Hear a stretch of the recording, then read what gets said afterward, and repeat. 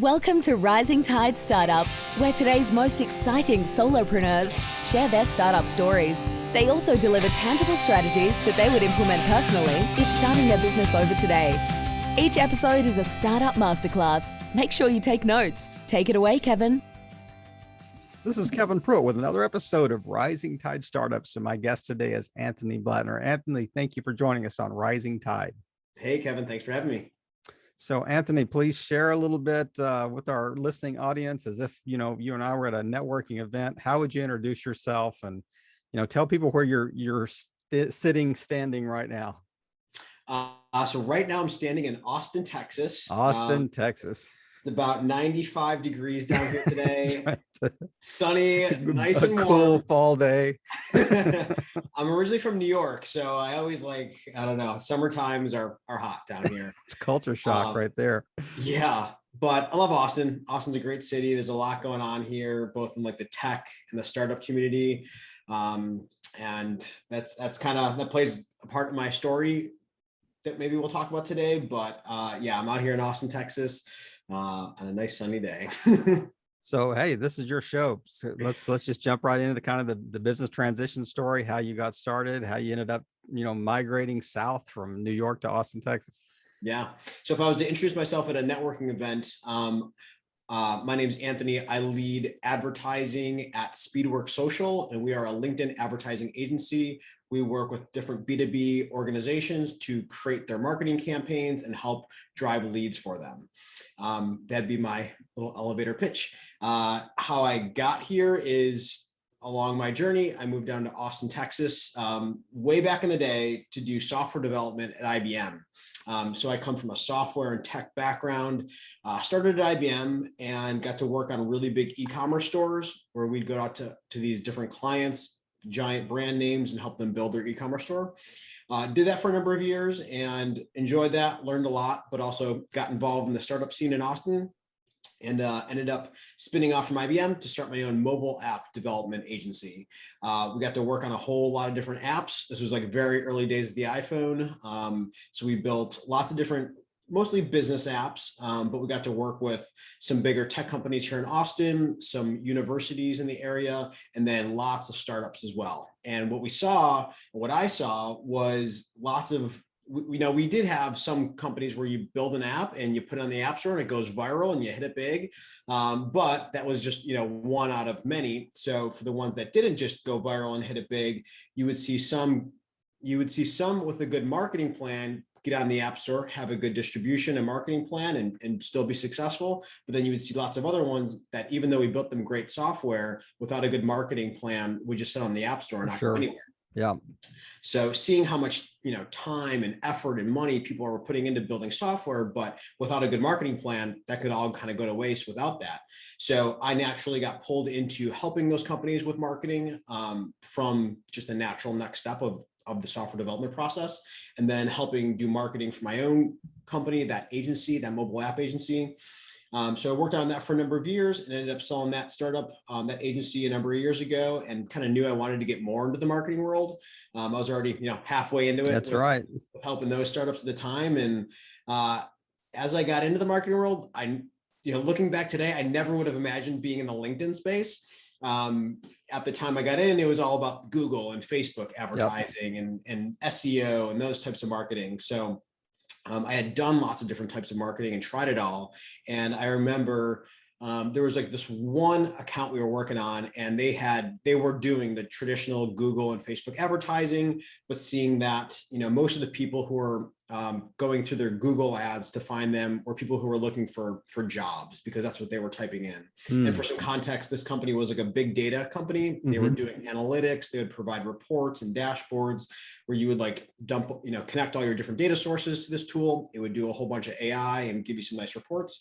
It was a premium tool, so it was pretty expensive. So it wasn't a good fit for kind of just any individual out there, and even small companies probably couldn't afford it. So it was more like the mid to upper tier tech companies who would probably be the best fit for these. Right. So we found lots of people who are finding them through Google ads were usually searching for a job or looking for research around big data. and they were following best practices for negative keywords and stuff like that, but that just ended up being who ended up finding them through search ads. And then through Facebook ads, we found a lot of people were clicking and, clicking through to download different lead magnets and stuff, but finding that most of those people were not qualified to buy because there's just somebody, clicking on an interesting looking picture or just scanning over something, and they weren't really qualified buyers for what they were selling.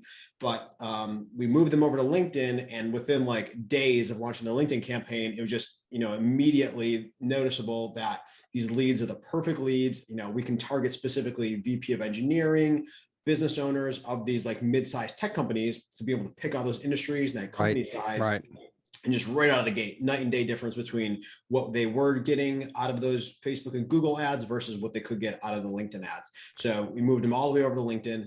And that was one account I always remember is like the very easy to see difference between those different platforms. And since then decided to focus entirely on LinkedIn. So now all of our focus is on LinkedIn ads. So we focus on B2B organizations, helping them with LinkedIn ads and their LinkedIn marketing. So when you say LinkedIn ads, are these posts that are just kind of popping up on their timeline, or are these in-mail messages, or is this, just direct messaging? I mean, what do you mean when you talk about we're targeting, say, specific roles, specific, C-suite in a mid-size company? What do you mean by that? Drill down a little bit. Yeah, so primarily it's the LinkedIn ads, which is going to be an ad that's going to show up in somebody's news feed there. Right. We do use all the different types of ad units that LinkedIn has. So we do some in-mail ads, and then direct messaging can work for the right type of organization. It is a good one-to-one outreach process that you can do on LinkedIn using Sales Navigator. But what makes us unique is our focus on LinkedIn ads.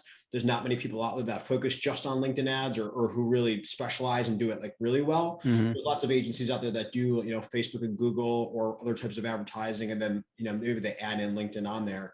But our focus is LinkedIn ads. So yes, we're designing ads that are going to go into the news feed, usually for a lead generation type of a goal.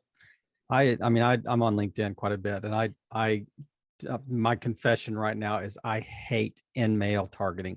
It just feels like one of these, the kind of you would get a text message that go, dear resident or dear occupant, or what it's like hey Kevin, I see we're in a lot of similar stuff. We thought this would be a good service you might be interested in, stuff like that.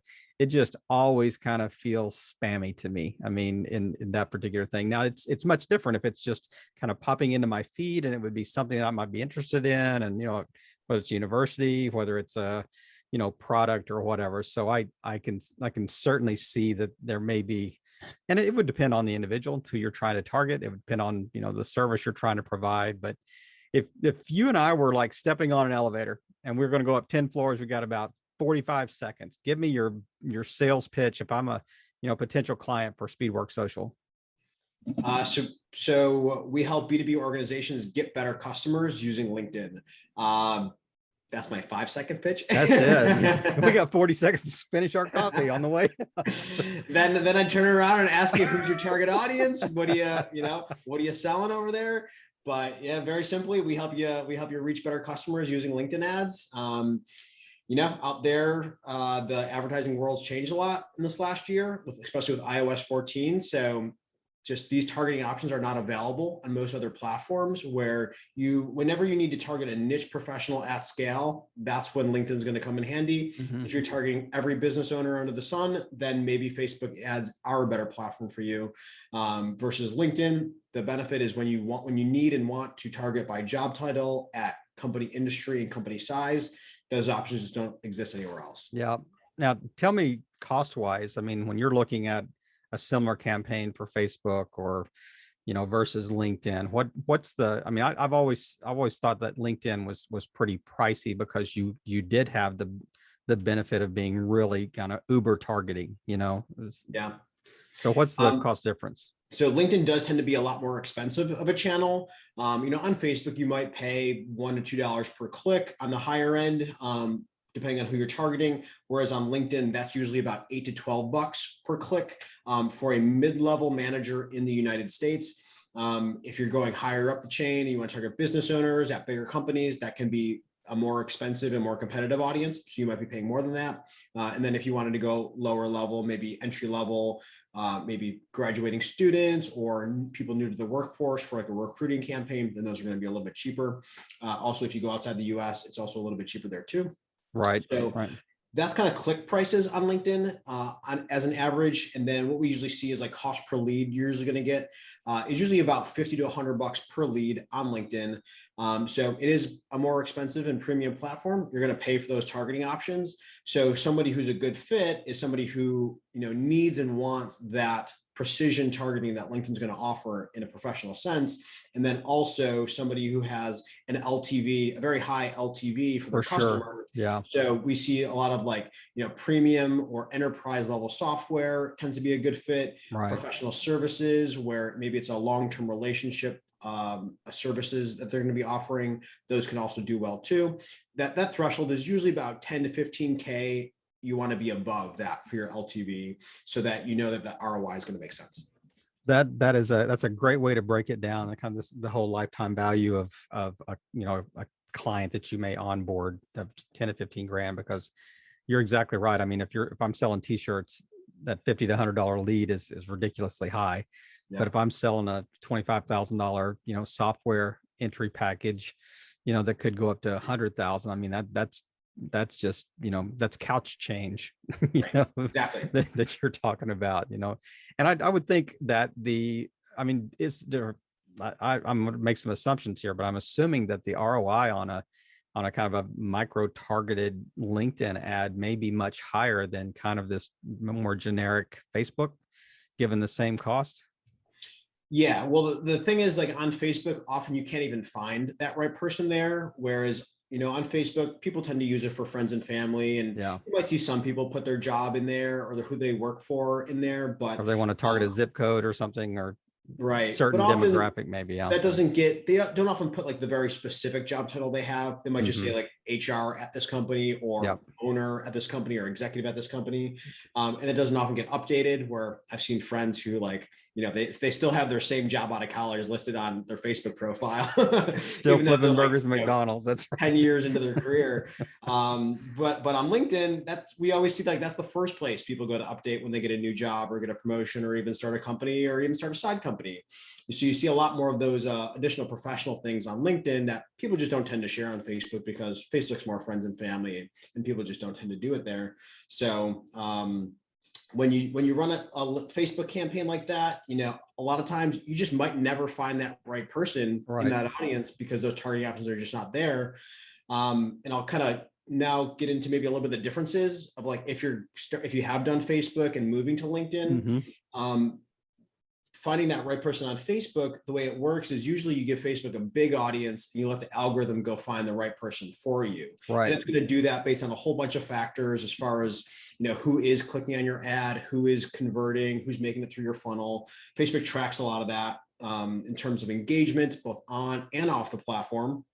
That's changing a little bit with iOS 14 and being limited. So Facebook does a lot of guessing and building up an understanding of somebody using their algorithms based on how people act on and off the platform.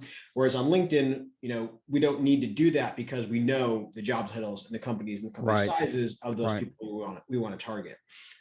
So knowing that on Facebook, you give it a big audience, you let the algorithm go find that for you. On LinkedIn, because we're paying so much for every click, we want to eliminate on any of those irrelevant clicks, because $10 is a lot to pay for somebody who's not really a prospective customer. And if you're doing that a lot, it gets expensive very quickly. So we try to cut down that a lot and get as specific as we can within a certain target audience size based on a company's budget.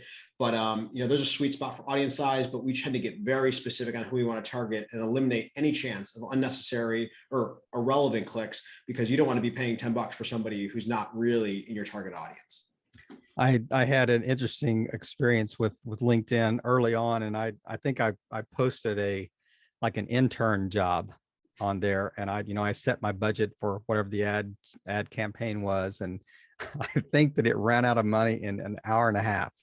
I mean, it was, I don't know if it had that much activity, you know, looking at it, and people just kept clicking it or whatever, but it was amazing how quickly, it's like leaving your car running in your driveway. I mean, it was like, where did that money go? Yeah, it's it more just, like putting a knife into your gas tank. it just disappeared. And like it's we like see that a lot a of times slot machine. with people. So like I mentioned, like you can go very high up the chain and you can target some very competitive and expensive people on LinkedIn. And if a mid-level manager is $8 to $12 in the US, imagine what a Fortune 500 CEO's click is going to cost. Yeah. I've heard stories of like, on Google ads, certain keywords are like $100 a click as well. So, not that this is unique to LinkedIn, Google has their own set of very expensive targeting. But by default, if you're setting up a LinkedIn campaign, it's going to set to auto bid, which you do not want to use, because auto bid is like, hey, we're going to start by testing, but we're going to test a whole bunch of different people, including these very expensive people who you might not really be wanting to target, or we don't see too much of a degrading in lead quality by bidding lower. So oftentimes, or what we do recommend is bid very low to start, so that you can get the most, cost efficient performance out of your campaign. Don't just let it auto bid and find whoever it wants, because I've seen upwards of $50 per click on LinkedIn. And for most companies, you probably don't want that. I think it was funny. I probably spent more on the ad campaign than I was going to pay the intern, So it's amazing how quickly that money went away. But so let's kind of drill down a little bit. I mean, you kind of shifted over to LinkedIn, and so, you've heard all these horror stories about how, Facebook or Google might change the algorithm on you. And, you've got a whole set of best practices that you kind of follow as a company that is a marketing company that's helping other companies do this, like a B2B service. It doesn't sound like to me that LinkedIn really has that same issue, because you're targeting this in a slightly different way, as far as the advertising is concerned. So are you concerned that LinkedIn changes the algorithm? Maybe a little bit, not to the extent that like Facebook relies on the algorithm a lot, whereas I've heard lots of stories of how people launch several campaigns every day just because one of these campaigns is going to hit. The rest of them, who knows? And they just turn off the other ones. They just, maybe you get lucky one day, maybe you don't, because it's just so algorithm dependent.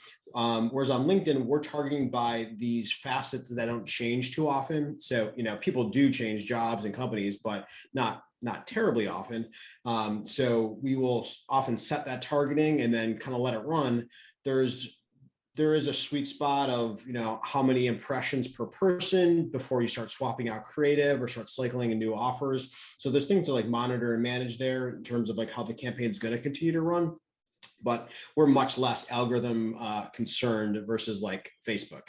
I'd say Google is kind of similar in that fashion. Where often on Google, you're setting up keywords, and then hey, whenever somebody searches these keywords, then I want my ad to show. It's not as much algorithm dependent. Google display ads and maybe YouTube ads, those are more algorithm dependent, because those are more the algorithm going to find those people. Right. I mean, I've heard horror stories of companies virtually being shut down overnight, because there's this shift in the back office of Google or Facebook or whatever. But was there when you first started, and you started Speedwork, what year? 5 years ago, 2017. Okay. So when you first started, I mean, you said that you kind of, it's one of the accidental tourists, you kind of stumbled into it, because the company you were working with was wanting to do things in LinkedIn, or you maybe migrated them over. But is there a learning curve for businesses? When you talk to them, do you have to almost educate them on the benefits of LinkedIn advertising, or do most businesses just get it? I'd say there's more coaching on the what works well aspect and how to create a good campaign and stuff like that. I'd say people seem pretty sold these days on like knowing LinkedIn's a good platform. Yeah. So I guess it's nice. I don't have to sell anybody on LinkedIn. Like people pretty established. Usually when people find us, they know they're interested in LinkedIn, or they know they're a B2B organization, and you talk to somebody about their business and being on LinkedIn, and they're like, yeah, if I'm serving a professional audience, or if I'm selling to other businesses, I know they're going to be on LinkedIn. I think these days it's pretty well standard. I'd say a few years ago, it wasn't as standard, but I do remember a couple of times when I've been asked, and they're like, does anybody use LinkedIn? And like, sure, in the beginning, I was like, I don't really know who uses LinkedIn, or like, in my own personal way of using social media, I've definitely, obviously working in it, but just personally, I tend to use LinkedIn a lot more these days. Mhm. And it's because I do, as a business owner and just being really into marketing, I love this stuff. Like, it's more common to share that on LinkedIn versus my friends and family don't really care about the marketing side of things. Right, They're sharing right. pictures of the birthday party or like what they Exactly. did on the weekend. So I love, sharing kind of what we're working on and sharing work stuff on LinkedIn, Mhm. engaging with it there. And then, after working on the weekends, then I'll use Facebook. But I use LinkedIn a lot myself these days, and I'm always surprised whenever we go to size up a target audience. Sometimes I'll talk to a prospect or a client and be like, I don't know if we're going to find anybody in this target audience. And then I'm often surprised at like how big of an audience we can find out there for niching into very specific industries and very specific job titles, and seeing what that looks like. It's interesting. I mean, I used to be on other social networks a lot more, and I got so tired of, I'm baking brownies right now. Here's my dog. Here's my, this is this, some social event or whatever, and then all the political ads that just kind Oh of yeah. bombarded from Twitter to, from Facebook, and I'm thinking, is there a safe haven here that we can just talk about things that are fairly, neutral from political standpoint, but yet are meaningful to me? They make a difference. They matter to my, 9 to 5. That's where I spend the majority of my time, and focusing on that. How can I learn? How can I get better? What is this feeding my soul, Yeah. type thing. So when you talk to companies, do you do any B2C work at all, or is it all B2B? I'd say the closest to B2C is like when we do have a company that's looking to target, like maybe they're selling something to professionals. Yeah. Maybe it's like a training program. Like there's a couple that we have that are like training programs selling to a specific type of professional, like a sales training program would be sold to salespeople. And then there's another one that's like helping people publish books. So we're targeting very specific, very specific speakers and like different industries where there tend to be a lot of people publishing books. So when you are approaching a company, is this like a, a typical marketing agency where you would come and you'll say, here's kind of the basic cost of our services, or is it more based on, what return we're going to give you? I mean, is there a percentage, is there almost a rev share, of return or whatever that pays your services? Right now we're a retainer model. I'd love to do a value-based model. It'd probably have to be selecting a specific industry or a very specific business model that we do that off of. I do know some other organizations, not in the LinkedIn space, but I know some in like the real estate space that will do a pay per appointment model or a pay per lead model. And I do think about real estate a lot, of like somebody who's looking to sell a home, they'll pay for how many of those leads they can capture for somebody. But that's usually when you have like a very templated, narrow campaign that you're just going to hit duplicate, and the specific performance that allows you to then do a pay per performance model off of that. So we don't have a specific, we don't have one specific business model or one specific industry we serve. I think that's interesting to think about. Maybe choosing one that we have, if we see some show up a few times or be common and perform well, maybe that'd be something to explore. But for right now, because we're serving a lot of different industries, LinkedIn's just a unique space that, we do serve a lot of different types of businesses. So we do the retainer model. So does Speedwork Social use LinkedIn to drive leads? Of course. Yeah, of you course. hire another agency to do your LinkedIn ads for you? I always think it's funny when we do have another agency that hires us, and we have several other marketing agency and marketing services clients that we work with, where we're marketing them on LinkedIn. I do always find that interesting. Hey, you know what? You can either do it yourself, or you can go find somebody that's an expert in it and hire them to do it for you. So, maybe they understand that. But that said, there are like different marketing services out there where their clients are on LinkedIn, but maybe the service they offer isn't necessarily the best way to get their own clients. Yep. So, did you see any impact from COVID in your business? actually, a lot of it's actually increased a lot since then. So both just traffic on LinkedIn, number of people getting on LinkedIn more, and knowing that they want help with LinkedIn marketing. So we've seen traffic increase a lot since COVID. And then we saw, COVID month when COVID first hit, of course, everyone like hits the brakes and holds on for dear Global pause life. button. Yeah. But shortly after that, then people realize, okay, well, we need to be online more. And if we're a B2B organization, everyone knows LinkedIn now. So I think that's kind of also helped people solidify, like, yeah, LinkedIn's the business platform. That's where everyone's going. They don't need to be sold on the use case of LinkedIn. So we've seen a big surge since COVID. And yeah, just more people using it day to day. My hunch is like COVID's kind of accelerated that, digital transition for a lot of people, and You're right. comfortably using it and continuing to work from home and stuff like that. So yeah, it has been interesting. So if you get a chance to actually talk to a potential client, what would you say percentage wise would be your actual close rate? If you talk to 10, and these are qualified. I'm not talking about just, people that are filling out your contact form, but these are 10 qualified, agent or qualified companies that actually could afford your services. It would probably be a good fit. But out of 10, what percentage would actually say yes and sign on the bottom line? I don't know what my number is. I don't take too many sales calls these days. Usually I'll join in on like maybe the second call when we do an audit. Well, if they've run ads before, we'll often start with an audit to review an account or maybe to help size up an audience. I don't mean you personally. I mean just Speedwork as a whole. Speedwork. Yeah. When somebody knows that they want LinkedIn, we do have a pretty high close rate because most other agencies out there kind of just add on LinkedIn as like, oh, we do all these other advertising services. And I'd say for the most part, Google and Facebook do tend to be the biggest platforms. So most other agencies specialize in those. And then they're like, oh, social ads, we do Facebook, we can add in LinkedIn. Same, it's a social ad. But a lot of the accounts that we end up auditing, we can see, I can tell that they took the Facebook approach to creating this campaign based on the audience size and the type of creative they're using.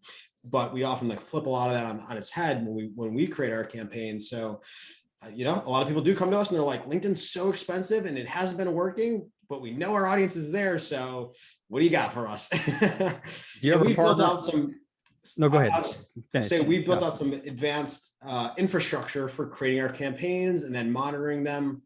Whereas we can help size up an audience and go a little bit more in depth that most people can in terms of, we have our standard exclusion list and stuff that we're going to add in there. So we're going to talk through a lot of these things that a lot of people are going to run a campaign and then, then be like, oh, we got these consultants, let's go exclude consultants. So we have kind of a standardized template for these different campaigns and common exclusions. And then also when a campaign runs, LinkedIn Ads Manager gives you a little bit of data inside it there, but kind of leaves a lot to be wanted in terms of like, I created my campaign and my audience, but there's a lot in there and I don't know exactly who's doing well and who's not doing well.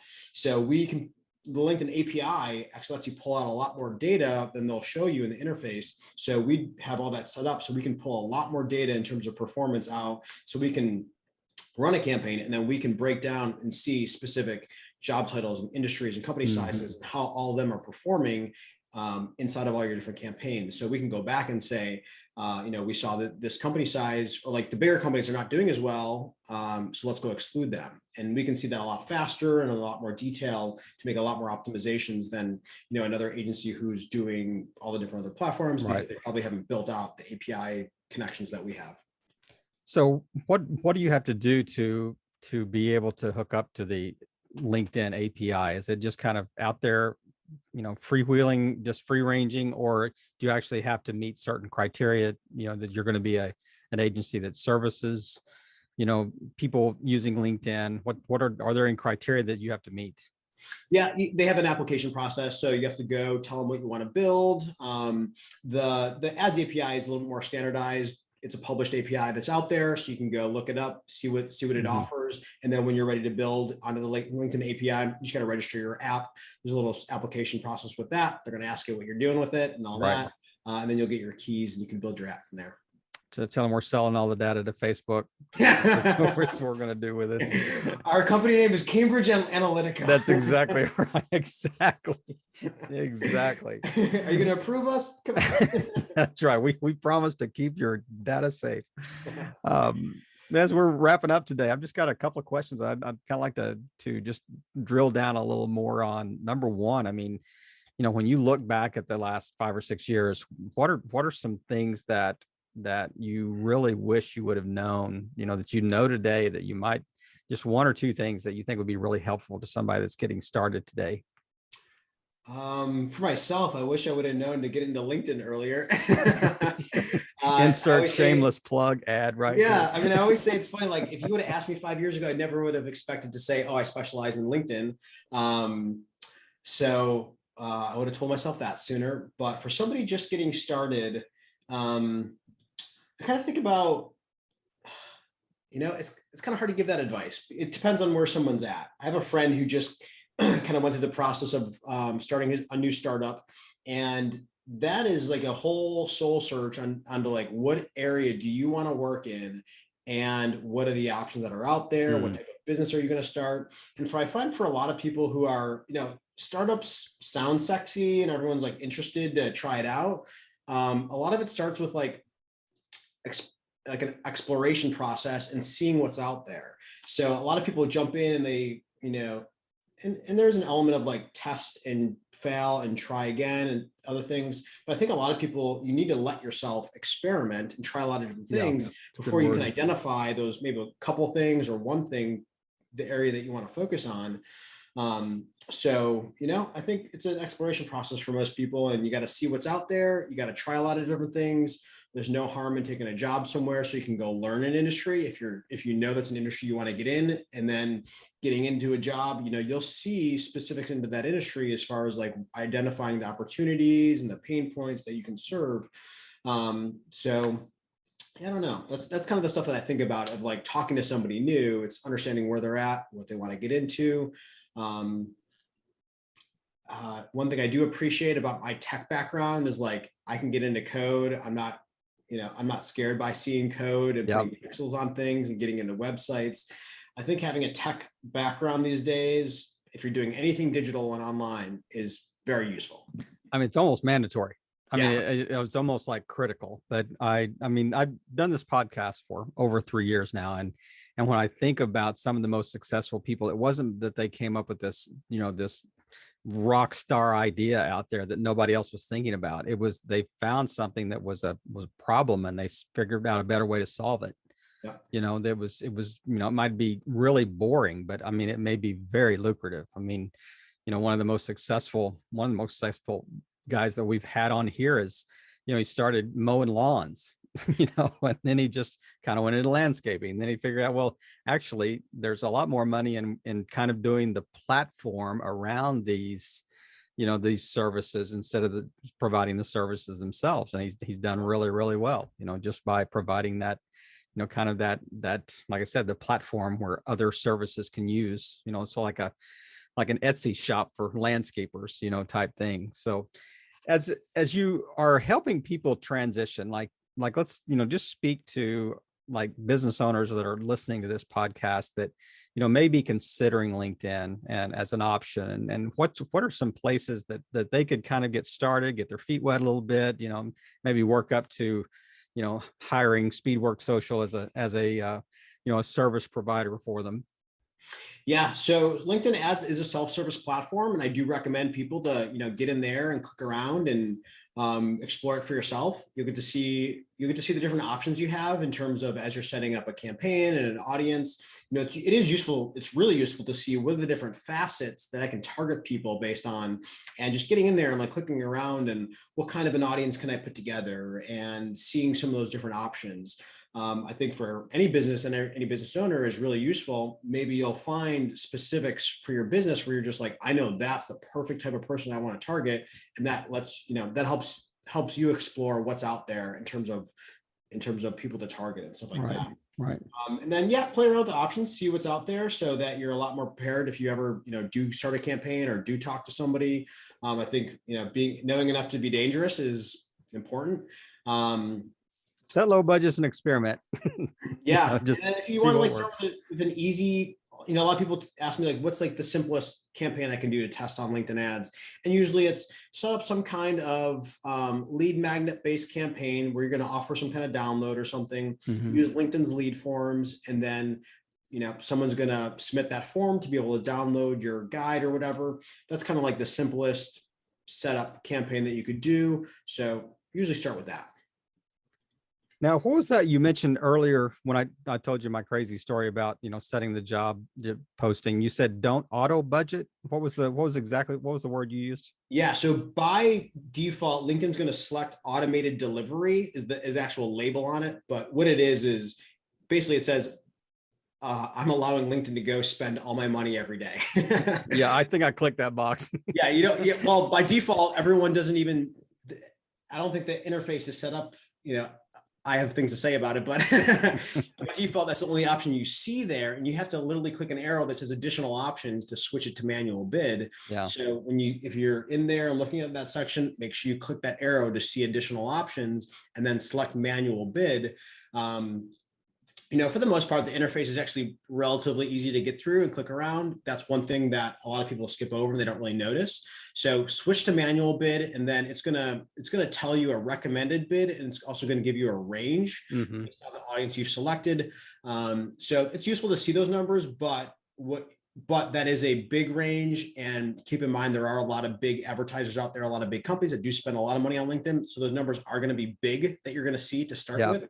We recommend test out how low you can bid so that LinkedIn's going to tell you a recommended range, but there's an actual floor. So if you type in like 1 into that field, it'll tell you, okay, your bid needs to be at least 375 or something. So they'll tell you what the real floor is for your audience. Right. Find out what that is, and then just depends on your budget. If you're looking to spend the absolute minimum, probably bid about 20% over that real floor. If you're spending $100 a day, then maybe you do, maybe you take half of the lower range it recommends. I'm kind of just ballparking numbers for you, but usually we'll either bid about 20% over the floor, or we'll take, somewhere between that floor and the lower end of the recommended range. And I mean, if you put, if you're at the floor or below, it does just say we're not going to run anything. I mean, if it's going to tell you what the floor is and say you have to bid at least 375 or whatever it does tell you, and you have to put in 375 or right. The campaign. And then, you probably won't see a ton of impressions if your ads, when you first launch a campaign, LinkedIn does test your ads for the first 24 hours. So you might get some good clicks those first 24 hours. And if you do have a very high click-through rate, then your floor bid might actually make it through the auction. If LinkedIn's seeing a very high click-through rate, that's what every ad platform kind of looks like, is engagement rate. So the platforms want to put good ads in front of their own users. So if your ad is getting good engagement, then it's going to promote your ad, versus if you have a very low click-through rate, the platform's like, we don't want to put garbage in front of our own users, so they're going to charge you more and get you less impressions. Right. So it is possible to get impressions with that floor bid, but you're probably going to need to go a little bit above that to really get impressions. So when you set your bid and launch your campaign, just kind of monitor it day to day and see how many impressions you're getting, how many clicks you're getting. If you're seeing, sometimes you will see 0, and that means your bid is not high enough in the auction and you're not getting impressions, you'll need to increase it. But also if you're seeing just like 10 or 100 impressions, then you probably need to increase it more than 2. So man, I just love the platform. I love the platform LinkedIn, and I think that it's just kind of this hugely untapped potential. So wrap us up today with who may be the ideal client for Speedwork Social, and then tell everybody where the best place to find you online. Yeah, so most commonly that we work with, it ends up being the tech and software companies, and then professional services. Like I said, you'll want your LTV to be at least 10 to 15K or higher. And then the people that we see have the best success with LinkedIn have a good sales and follow-up process in place. Whereas, I know we can deliver good leads, and then our client's ability to go take those leads and close those leads is, what's going to determine their overall success. So we can deliver the leads. Your sales team needs to be able to close them. That can be difficult for smaller companies or like a founder that we're working with. does take up time to go follow up with your leads, have those sales meetings and close them. So that's what I'd say is one thing that we see is really useful is having a sales team there who's going to be working those leads and working them to a close. You provide that as well? Do you work a little bit with founders that don't quite have the back end in place a little bit and kind of guide counsel a little bit on that side as well? We do. And we end up coaching a lot on the sales stuff. Right. Well, we don't get into offering the sales service, but we coach a lot on it because we do, we have lots of clients who do it very well. So I can see what they're doing and then, share that with other people. And there's some founders that are really good at it. And, kind of a lot of founders out there do wear a lot of hats, and you have to be good at everything to be successful. And some founders are good at sales. Some founders are also a little spread thin, so they just don't have the time to do it, where they might even be good on the phone, but they just don't have the time to really tackle those leads. And then we see that those struggle. But, hey, the better the lead, the easier it is to close. Yeah. So for sure. Well, Anthony, tell people where the best place to find you. So you can find me on LinkedIn.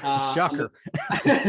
I'm the only Anthony Blatner on LinkedIn. So if you go to search for that, you'll find me. Send me a connection request and we'll chat there. You can also find our website. We publish a lot of content on LinkedIn ads because we know there's just not much out there. Like as we've learned it, as I've learned it, it's kind of learning by doing, and there's just not much out there on LinkedIn ads. There's a ton on Facebook and a ton on Google, but not much on LinkedIn ads. So we've tried to publish a lot of content on LinkedIn ads on our website, speedworksocial.com. Go to our blog, you can read some stuff. And then we've been posting videos on our YouTube channel as well, as far as like tutorials and walkthrough things that could be useful to watch. And then if you want to email me directly, my email is anthony@speedworksocial.com. Well, Anthony, man, what a masterclass we've had in just the 30 minutes, 35 minutes or whatever we've been chatting here. And I know there's so much more. It'd be fun to circle back in 6 to 12 months and just see even how that things change, because it's a rapidly, it's a dynamic and rapidly changing environment that we find ourselves in. But now we just appreciate you taking time to share with our audience and just really playing your part in helping all boats rise in a rising tide. Anthony, thanks again. Thanks, Kevin. Another episode in the books. We hope you heard some great takeaways. Don't forget to subscribe and leave a 5-star review on iTunes and YouTube. As always, thanks for listening to Rising Tide.